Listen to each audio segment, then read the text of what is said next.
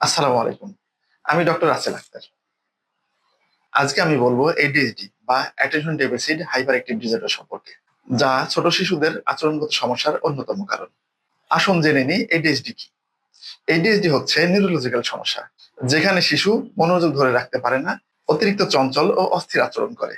ADHD-র দুটি গুরুত্বপূর্ণ লক্ষণ হলো, প্রথমত মনোযোগের ঘাটতি। মনোযোগের ঘাটতি হলে শিশুরা পড়াশোনায় মনোযোগ ধরে রাখতে পারে না। দ্বিতীয়ত অতিরিক্ত চঞ্চলতা।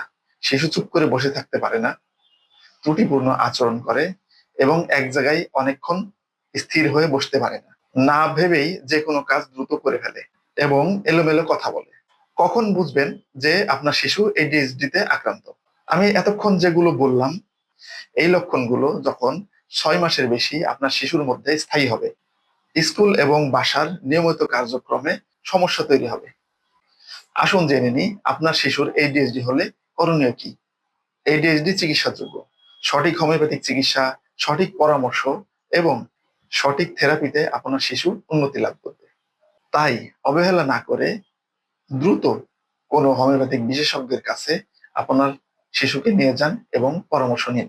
আপনার সন্তান বা পরিচিত কেউ যদি ADHD তে সাফার করে, তাহলে এই ভিডিওটি অবশ্যই শেয়ার করবেন।